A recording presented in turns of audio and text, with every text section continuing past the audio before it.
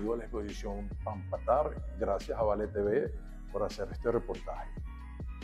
Pampatar nace aproximadamente 7 años cuando, por iniciativa de Lourdes Blanco, viuda de Miguel Arroyo, tenemos acceso a una serie de muebles que estaban aquí en Venezuela, diseñados por Miguel en los años 50.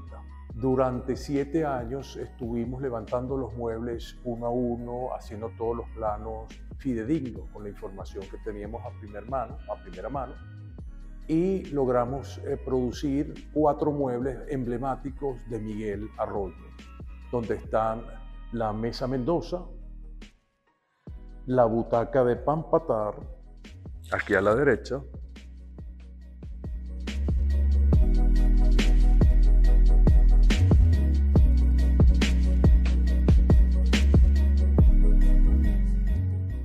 el mueble de cerámica, y aquí a la entrada, a la derecha, el banco que se diseñó para el Museo de Bellas Artes.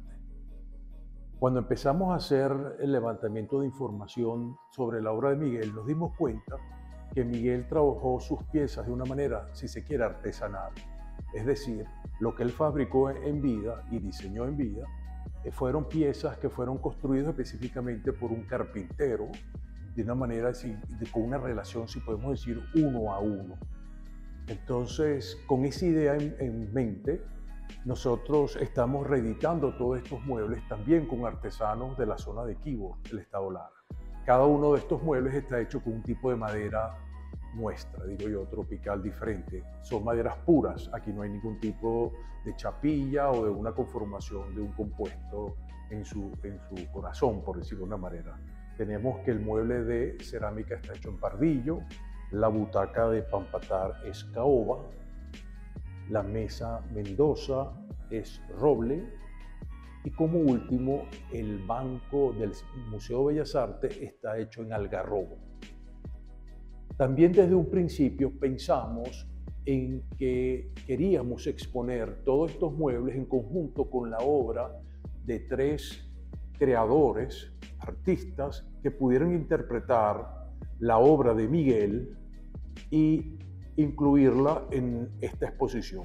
Por ejemplo, aquí tenemos los magníficos candelabros de esmalte hechos por Samuel Guillén, que vienen a ser, son como composiciones, es decir, se pueden desarmar y a la vez armar de nuevo con la configuración que uno quisiera. Vienen en candelabros sencillos o vienen, como podemos ver también, en pares, ¿no? La exposición lo que hace es unir todos los protagonistas que permitieron crear el ambiente icónico moderno de la casa de Pampatar de Alfredo Bulton, quien llama a Miguel Arroyo para diseñar los muebles del comedor y del salón, donde se mostraba también el tablón de Pampatar de Alejandro Otero, y posteriormente llamamos a estos 3 nuevos creadores, o mejor dicho, artistas contemporáneos, quienes supieron interpretar o reinterpretar el espíritu moderno del momento, lo que ocurrió en esa maravillosa casa. Por otro lado, también contamos con los maravillosos esmaltes de Mercedes Carballo, quien ha colaborado con nosotros en anteriores oportunidades, y lo que ha hecho Mercedes es inspirarse en los muros calados de la Universidad Central de Venezuela como un entendimiento de la modernidad nuestra, y ha transferido esas fotos que ella tomó en varias oportunidades a estos esmaltes con un procedimiento que la imagen queda impresa definitivamente en la superficie de estos bowls, ¿no? También hizo estas planchas que podemos ver, así como en el fondo de estos platos más pequeños, que se puede empezar a entender que a pesar de cierta abstracción se pueden ver los muros calados de la universidad, de los diferentes muros calados que están en la universidad.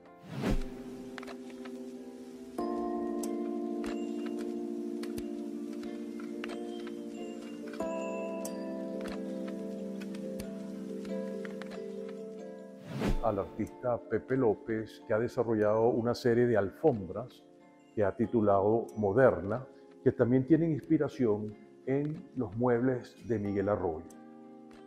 Cada pieza, cada alfombra es una pieza única, de acuerdo a una serie de bocetos que desarrolló dentro de la línea moderna. Están hechas en lana, manufacturadas en la India. Como podemos ver, tiene un tipo de nudo especial corto que lo hace mucho más resistente y fácil de mantener, y tiene el revés igual que la parte anterior, ¿no? Pampatar, ¿de dónde viene el nombre? Realmente Pampatar es, como sabemos todos, una población de la isla de Margarita, pero también es un centro geográfico, una ubicación geográfica donde concurrieron relaciones, inspiraciones, ideas, que fue lo que generó a través de la casa colonial que Alfredo Bulton tenía en Pampatar, el diseño, la concepción de estos muebles que vemos aquí de Miguel. Estas fotografías son de Alfredo Bulton. Una de la ciudad de Caracas vista desde el sur y la otra un velero en la isla de Margarita.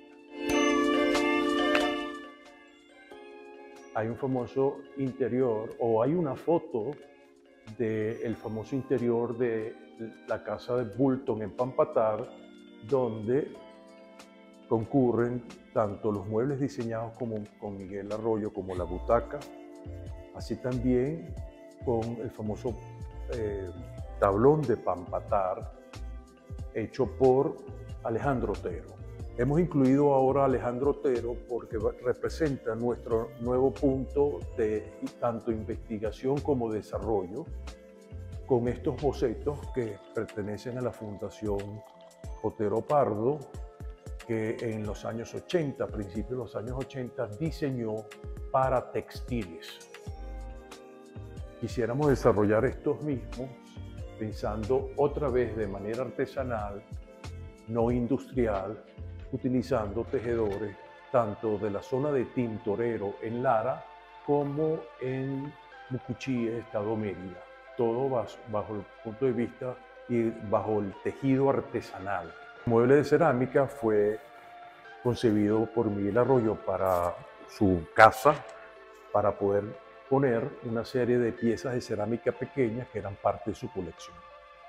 Lo que hemos hecho para esta exposición es que trajimos piezas de cerámica que corresponden a artistas que en esa época las desarrollaron. Entonces tenemos, por ejemplo, una pieza de Seca, tenemos unas piezas de María Luisa Tovar, tenemos una pieza de Tecla Tofano, de la Mercedes Merchant y de Gisela Tello. Todo esto es para dar una idea de cómo tenía y todavía existe en su apartamento el mueble Miguel Arroyo.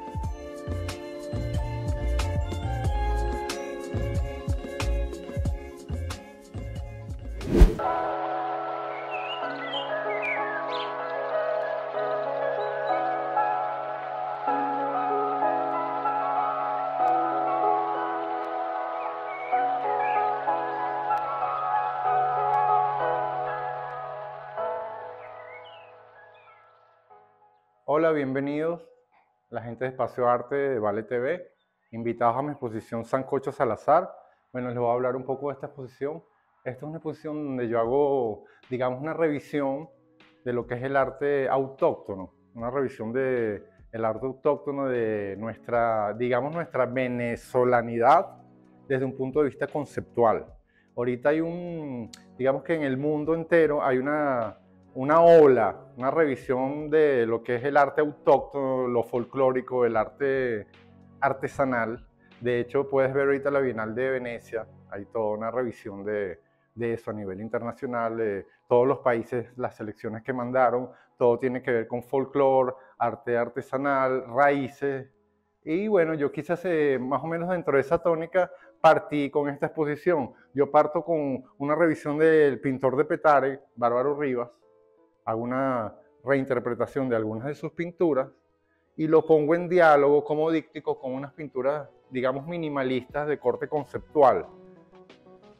Aquí, bueno, pongo este funcionamiento en torno a otras cosas también que pongo aquí. La exposición se llama Sancocho Salazar porque digamos que en una olla yo he hecho muchos elementos, ¿no? Pongo muchos elementos a jugar dentro de sí. Aquí yo hablo de política, hablo de artistas contemporáneos, pero todo desde un punto de vista, revisando, digamos, nuestra venezolanidad.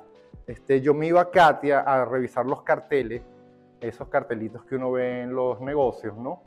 Y lo tomé y lo puse en diálogo con nombres de artistas importantes, galerías, y bueno, más o menos por ahí va la exposición. La exposición es una exposición de arte conceptual. Yo parto del elemento comunicacional para hacer estas obras. Aquí creo estos carteles donde hago referencia a artistas importantes, curadores, galerías, y hago como los llevo como digamos, una historia ficticia que yo voy creando, ¿no? Aquí también hay una revisión de lo artesanal, dentro de esa tónica de lo autóctono. Y bueno, la exposición es una exposición circular, digamos, que va todo en diálogo, todo está en diálogo, unas cosas con otras, y es una exposición, digamos, que es bien fonética, ¿no? Porque está la pronunciación, el elemento de la palabra, el lenguaje como elemento principal de trabajo. La obra trabaja un poco siempre desde el humor, ¿no? Y incorporando elementos que yo voy tomando de diferentes tendencias. Aquí tú ves desde minimal art, ves arte urbano y arte conceptual.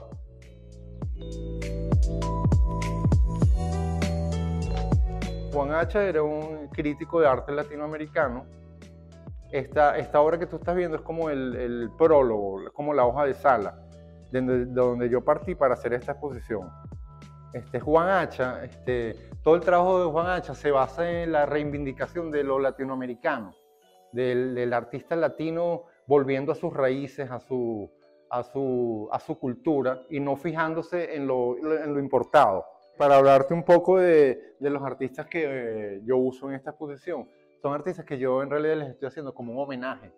Son artistas, unos que han influenciado mi trabajo, otros que han hecho aporte a la historia del arte y a la historia del arte en Venezuela. En el caso de Juan Loyola, le hago este homenaje, ¿no? Aquí, como si él fuera un vendedor de electrodomésticos.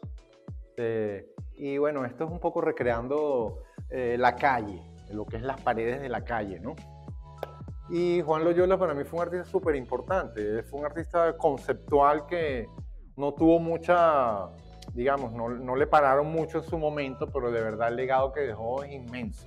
Un trabajo súper chévere de calle, intervenía los carros que se conseguían en la calle, les pintaba la bandera de Venezuela. Eso fue un trabajo que él hizo súper adelantado, me parece a mí. Estas pequeñas instalaciones son unos ejercicios de arte, digamos, de arte povera. Son ejercicios que yo hago con cosas que me consigo, ¿no? Aquí yo hice, por lo menos las cajas de remedio, son cajas, yo estuve en un tratamiento médico y estos son parte del tratamiento que yo usé y hago estas piezas que son como un homenaje a Ligia Clark, a lo que es el arte neoconcreto brasilero. Y bueno, también siempre esa referencia a la sociedad de consumo, ¿no?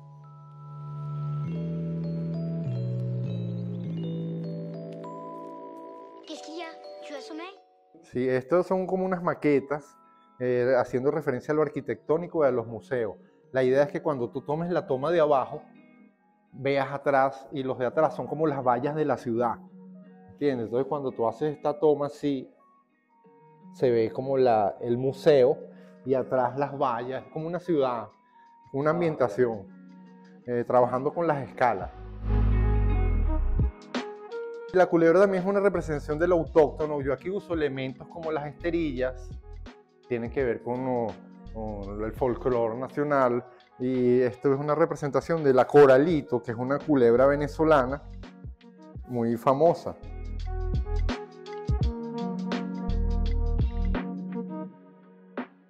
Eso es una referencia al arco minero, a lo que está pasando en el Amazonas con el oro. Que están, para sacar oro, están destruyendo el Amazonas. Por eso pongo allá Amazonas SOS, También hago referencia a los problemas de migración, la gente que está viajando, ¿no? Aquí hago una referencia al problema de la migración, de las personas que están viajando por el Darién y todas esas personas que están en esos caminos, ¿no? Eso es una referencia a Bárbaro Rivas. Son cuadros, ese es un retrato, una reinterpretación de un autorretrato.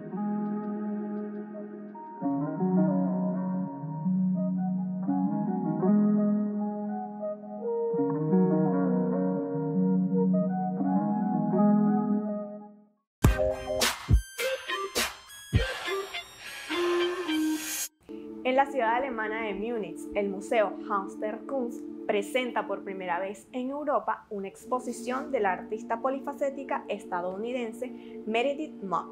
Se trata de la más grande realizada hasta la fecha. En Berlín, Valentina Torrado, de nuestro canal aliado DW Deutsche Welle, nos ampliará la información. Saludos desde Berlín. El Gran Museo Muniches Haus der Kunst presenta el universo poético de la artista neoyorquina Meredith Monk. Es su primera exposición y retrospectiva en suelo europeo a sus 81 años. Se muestran instalaciones de sonido en diálogo con la danza, se escuchan textos cantados o simplemente su voz a capela o acompañada de piano o teclado electrónico. Es la documentación de la vida del artista en todas sus facetas creativas. El título elegido para la exposición es Calling, que para ella significa una invitación, pero sobre todo se refiere a un llamado en la vida al que podemos aceptar o rechazar. La exposición comienza en la calle, en las afueras del museo, con grandes monitores que muestran unas manos ofreciendo algo, al mismo tiempo que se escucha la voz del artista sonando fuerte, más allá de las paredes del museo, como en forma de hechizo. Es la misma voz el hilo conductor de la muestra, que presenta un repertorio variado de objetos que van desde pertenencias como zapatos utilizados sobre el escenario hasta piezas de vestuario convertidas en obras de arte, material fílmico y documental de trabajos tempranos, proyecciones, instalaciones de video. Todo forma parte de una documentación completa de sus investigaciones y trabajos a lo largo de toda su carrera artística, con sus huellas creativas desde sus comienzos en el arte a los 21 años. Meredith Monk es una artista performática, es compositora, cantante, coreógrafa. Durante más de 50 años, Monk se ha movido libremente entre disciplinas artísticas, siendo una de las pioneras del arte interdisciplinario con un estilo singular. Ha creado obras que se sitúan en la intersección de música y movimiento, imagen y objeto, luz y sonido, descubriendo y entretejiendo nuevos modos de percepción. Ha creado obras danza-teatro y de un tipo de ópera nueva, pero su innovadora exploración de la voz como instrumento, como lenguaje en sí mismo, ha ampliado los límites de la composición musical, creando paisajes sonoros propios del universo de Meredith Monk. Gracias por su atención. Me despido de ustedes hasta la próxima semana. Valentina Torrado, de DW.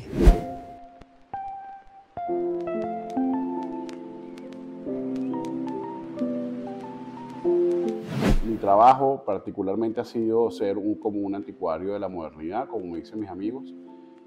Por más de 17 años me he dedicado a estudiar un poco todo el diseño del siglo XX, por lo cual me he hecho como un conocedor, un curador de diseño del siglo XX. Eso ha hecho que prácticamente entienda todas las tendencias que pasaron en los años 20, en los 30, en los 40, en los 50. Y si bien todo mi desempeño ha sido en el tema del mobiliario, también los objetos ha sido algo que me ha llamado la atención. Entre uno de ellos, así, la cerámica y el vidrio ocupan un lugar muy especial en mi investigación. Y gracias a esa curiosidad que me ha llevado a conocer un poco más del vidrio, llegué a un lugar en San Antonio de los Altos donde está el maestro Paolo Pinzán. Y con Paolo empezamos 4 amigos a hacer prácticas de vidrio soplado, un arte que es totalmente, digamos, que su origen está en Egipto, o sea, en la antigüedad, y que bueno, que los italianos, como bien sabemos, son los que lo han perfeccionado y son los que hacen los mejores vidrios, el mejor arte en vidrio soplado. En San Antonio, que se ha dado mucho a conocer por todo el tema del vidrio soplado, porque bueno, han estado las grandes fábricas como Iset, Cristalar, Opaggi, Vitrum, que han sido fábricas que han estado allí prácticamente para dar a conocer todas las técnicas del material del vidrio, ha hecho que prácticamente muchas de ellas ya han desaparecido, aunque quedan nada más ISET, que reabrió sus puertas después de una larga pausa antes de la pandemia, y ahorita Paggi, que ha sido la fábrica de Paolo Pinzán, que prácticamente Paolo nos está enseñando. Él es muranés, vino aquí a 14 años porque su papá fue la primera generación que vino a trabajar en ISET, perdón, y luego de muchos años se independizó y montó su propia fábrica. Entonces, bueno, ha sido muy interesante este aprendizaje que hemos tenido con él. Todas estas 28 piezas que están acá ha sido una experimentación que yo he llevado a cabo con reciclaje de vidrio, es decir, la mayoría de estos vidrios vienen de otras botellas o cosas que hemos roto, por ejemplo, aquellas de Polar, que dicen Polar, o prácticamente también de otros frascos de vidrio que los hemos roto para decorar y dar color a otras piezas que hemos creado, como estas que están aquí con blanco. Bueno, yo había hecho vidrio con la técnica de la vitrofusión, pero el vidrio soplado es como el deporte extremo del vidrio, ¿no? No es nada sencillo hacerlo, pero bueno, sí pesa un poco la tradición, porque para los italianos y los que son muy expertos en la perfección, en la perfección es que está para todos ellos la perfección es lo que está la verdadera maestría del vidrio soplado. En el caso mío, mi exploración no va tanto a la perfección, sino que va hacia las formas y a la manera de cómo una pieza de vidrio rota, se funde para transformarse en otra pieza de vidrio. Eso es lo que me gusta más ver en estas cosas. Bueno, por ejemplo, estas que son las que, digamos que las que más me llaman la atención, son piezas todas en vidrio soplado, que venían de, por ejemplo, esta que dice Light aquí, ¿no? Porque vienen con vidrio de botella de la cerveza Light. Bueno, que vienen de piezas de otras botellas, de otras cosas, que se transformaron en floreros, o que se transforman en floreros o se transforman en otras piezas para darle color y darle forma. Este, por ejemplo, es una pieza que yo hice con las primeras pruebas que yo hice que me salieron mal, las rompí y las fundí, y por eso salieron piezas en colores rojos o verdes, o sea, como que esos primeros experimentos que no salieron tan bien, también se convirtieron luego en estas piezas. Estas fueron las primeritas y por aquí arrancó todo, porque una de las cosas que me gustaba era eso de jalar tratando de hacer un florero, empecé a jalar las puntas y era como congelar un poco el agua. Cuando una piedra entra en el agua y hace un splash, prácticamente estas piezas, que fueron las primeras que hice, era justamente ese momento. Porque el vidrio tiene la particularidad que cuando se calienta, que cuando se enfría, cuando está caliente es totalmente manejable, pero cuando se enfría es un material duro. Entonces todas estas piezas hacen referencia a ese splash, que cuando algo entra en el agua y saca la onda, ¿no? Es ahí donde viene la inspiración de estas. Estas vienen de las botellas recicladas de otras bebidas y tal. Hay vidrios de primera, vidrios de segunda, sí lo hay. Porque los vidrios prácticamente es una combinación química de diferentes minerales, donde está el sílice, el calcio.